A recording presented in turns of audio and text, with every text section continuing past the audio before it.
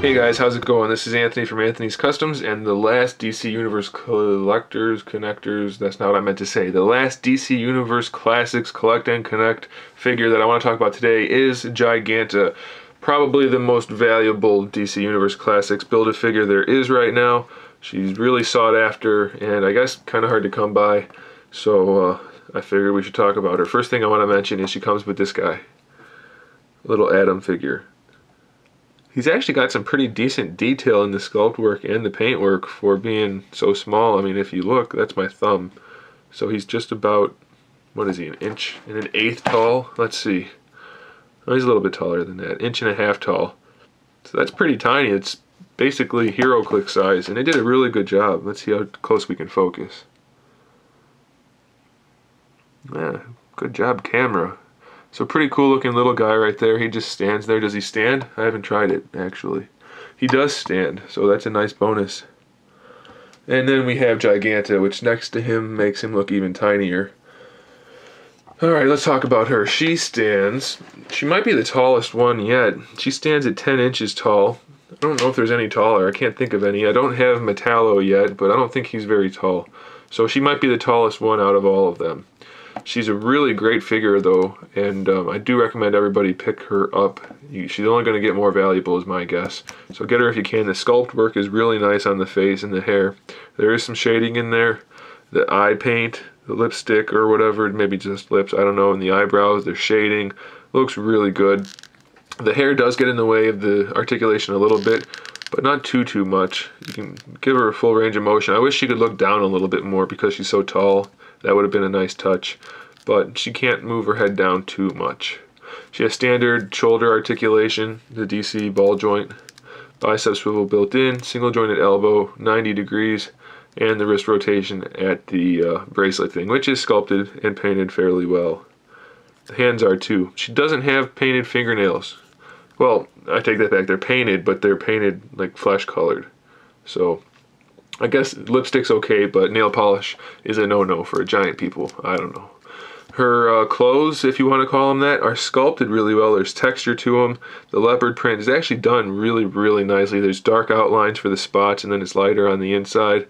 And there's shading to the yellow part as well. So the clothes look great on her. They are patched together, kind of. They don't actually come apart. You pervs, don't even think about it.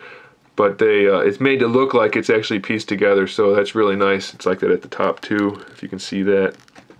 And the pattern just looks great all around. Same thing for the bottom part. There's like some fake stitching in there. And the texture and the pattern is just continued. So really great work there. She has great shading throughout all of her skin. Her stomach is a good example. She's got a little belly button on there. This is the one figure I don't mind having a belly button. I know you guys have probably heard me say before, I don't like how they keep giving people belly buttons. At least the Marvel Legends did that. And this one's okay. I don't mind her having a belly button. But, okay, let's get back to the figure. She's got the waist twist is actually up here in the torso, in the diaphragm area. Now, I'm not sure if it twists down here at the legs. I don't think it's meant to, but let's pop them off and see. Yeah, see, it can twist there, but I don't think you really want to. Oh no, it's actually not. You can't twist there because it has this little peg. Okay, so just the one twist, the swivel up in the diaphragm area, will do it for the waist twist. It does have enough of a range of motion though, so that's fine by me. As you might have noticed, she's got the T-jointed, Marvel Legends ball joints. So, full range of motion there, forward, backward, side to side. It is fairly limited due to the loincloth, but she's probably just going to be standing still for the most part in your display. She's got a thigh swivel at the ball joint there, which is good. I don't think they needed to add one here too. You don't need a double thigh swivel, so it just kind of breaks up the sculpt for no reason. If you have one at the top, you definitely don't need one there too. She has a single jointed knee joint and full 90 degrees, so that's good. Ankle pivot. And as you can see, there's no rocker built in at all. It does have a swivel though, which is silly because your foot can't do that. So she's got a double jointed ankle, but not in a really good way. Toes are sculpted fairly well, so that's nice. And then she has paw pads on her feet, which is kind of weird, but you're probably not going to look at her feet too much. So let's stand her up and get a comparison. picture. Shot, whatever. Zoom out a little bit. Excuse the lack of a big enough backdrop. So there's Giganta. There's Solomon Grundy, which looks really short compared to her. And Calabac, which is really short. And let's put Darkside in there.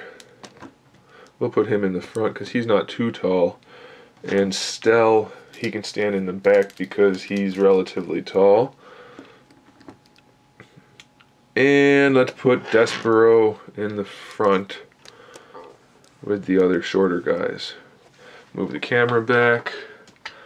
So there you can kind of see all their different heights in comparison to each other.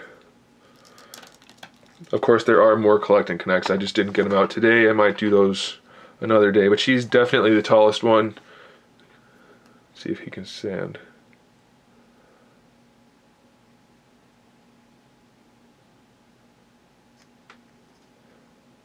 Okay, he can't. Anyway, those are the collect and connects that we talked about today, guys. If you didn't see one of the reviews, go back and look for it in the playlist, and it will be up there. So guys, thanks for watching. I hope you enjoyed these videos. Stay tuned for some Marvel Legends Build-A-Figure reviews tomorrow, hopefully. And if you want me to do any more of the DC Universe collect and connects, please let me know, and I'll try to get those done for you. I have most of them. I'm only missing a couple. So thanks again for watching, guys, and keep collecting.